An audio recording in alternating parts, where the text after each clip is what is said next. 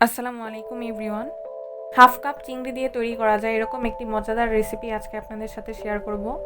প্রতিবারের মতোই রান্না করছে আম্মু। কথা না বাড়িয়ে তাহলে রেসিপিটি শুরু করা যাক। প্রথমেই ফ্রাইং প্যানে 4 টেবিল চামচের মতো তেল নিয়ে নিব। তেল গরম হলে 2টি তেজপাতা, হাফ কাপের মতো পেঁয়াজ কুচি দিয়ে দিব। পেঁয়াজগুলো হালকা বাদামি করে ভেজে নিব। পেঁয়াজ ফ্রাই করা হয়ে গেলে 1.5 টেবিল চামচের মতো আদা রসুন বাটা,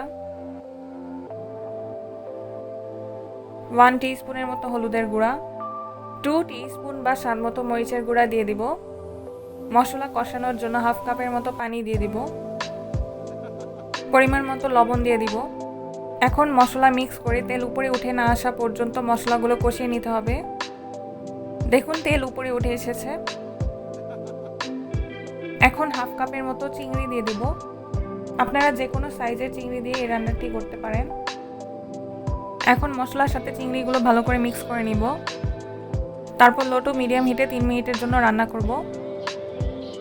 3 মিনিটের মধ্যে চিংড়িগুলো ভালো করে কষানো হয়ে গেছে। এখন 3.5 কাপের মতো আগে থেকে সিদ্ধ করা কচু শাকগুলো অ্যাড করে দিব। এটি ফ্রোজেন করা ছিল, রান্না করার 30 মিনিট আগে ফ্রিজ থেকে নামিয়ে রাখা হয়েছে।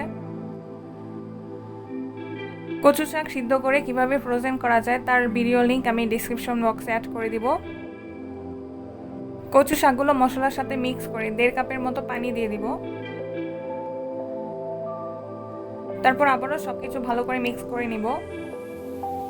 এখন ঢেকে পানি শুকিয়ে না আসা পর্যন্ত মিডিয়াম থেকে কম হিটে রান্না করতে হবে। মাঝে অবশ্যই নেড়ে দিতে হবে, না হয় নিচে লেগে যেতে পারে। ননস্টিক ফ্রাই প্যানে রান্না করলে নিচে লেগে যাওয়ার সম্ভাবনা খুব কম থাকে।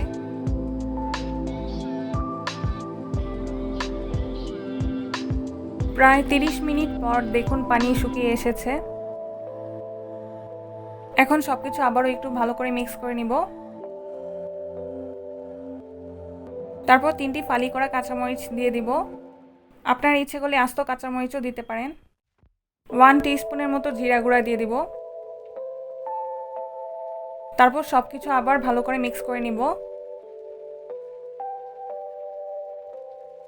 দেখুন কচু শাক রান্না করা শেষ। চিংড়ি দিয়ে কচু শাক খেতে কিন্তু অনেক মজা লাগে। আর কচু শাকের গুণাগুণ আমরা কম বেশি সবাই জানি।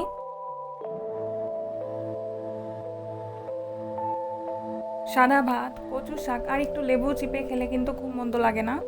আপনারা বাসায় এভাবে অবশ্যই ট্রাই করে দেখবেন। ভিডিওটি ভালো লাগলে চ্যানেলটিকে সাবস্ক্রাইব করবেন এবং ফেসবুক পেজে একটু ফলো দিতে ভুলবেন না। আজ তাহলে এ পর্যন্তই। আল্লাহ।